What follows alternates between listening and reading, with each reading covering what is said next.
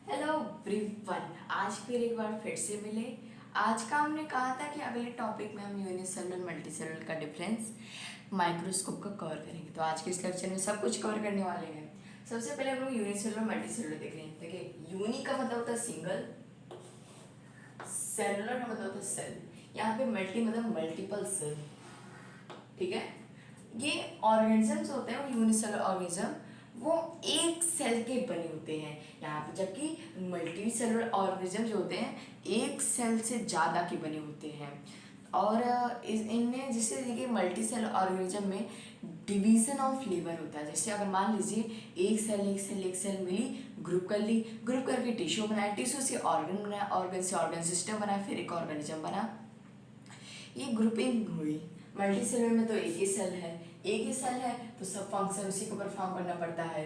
यहाँ पे जैसे बॉडी का टाइप जो होता है वो सिंपल टाइप के होते हैं। जैसे अगर मान लीजिए नोज नहीं प्रेजेंट होगा, आईज नहीं प्रेजेंट होगी इनमें, क्योंकि वो सिंगल सेल है, क्या क्या कर पाएंगे एक सेल से। और अगला है कि ये बहुत ज़्यादा ही कॉम्प्लेक्स होते हैं, एकदम एवोल्यूशन के सबसे अंत में यही आए होते हैं। ये है अपने मल्टी सेलुलर, ये एनिमल आते हैं और प्लांट आते हैं। इसमें सारे यूनिसेलुलर ऑर्गेनिज्म जैसे बैक्टीरिया हो गया, पैरामीशियम, एल्जाई, और जो प्रोटिस्टा और मोनेरा किंगडम में आए वो सब ऑर्गेनिज्म इसमें हैं। जो plant fungi plant Animalia, sorry मैंने फंजाई प्लांट एनिमिलिया किंगडम में आएंगे, वो अपने मल्टीसेलुलर होंगे। अब चलिए माइक्रोस्कोप को देखते हैं। तो अब हम लोग माइक्रोस्कोप देखते थे कि माइक्रोस्कोप ऐसी डिवाइस होती है जो ऑब्जेक्ट को यूज़ की जाती है मैग्नीफाई करने के लिए। जैसे कोई ऑब्जेक्ट जो अपनी नेकेड आई से नहीं दे सकते, जैसे मान लीजिए बैक्टीरिया यूनिसेलुलर हो गया, उसे हम लोग माइक्रोस्कोप का यूज करके मैग्नीफाई करके उसको हम लोग देखते हैं।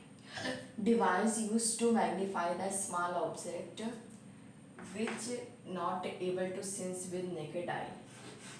जो आई से नहीं दे सकते उस ऑब्जेक्ट को इल्यूमिनेट करने के लिए जो डिवाइस यूज की जाती है और सी करने के लिए डिवाइस यूज करते हैं, उसे माइक्रोस्कोप कहते हैं। तो माइक्रोस्कोप के दो टाइप होते हैं। पहला होता है कंपाउंड माइक्रो, दूसरा है electron microscope, ELECTRON। Electron microscope क्या होता है? इलेक्ट्रॉन माइक्रोस्कोप क्या होता है? जो इलेक्ट्रोमैग्नेटिक एनर्जी का यूज़ किया जाता है जब ऑब्जेक्ट को मैग्नीफिकेशन करने के लिए, तो उसे हम लोग इलेक्ट्रॉन माइक्रोस्कोप कहते हैं।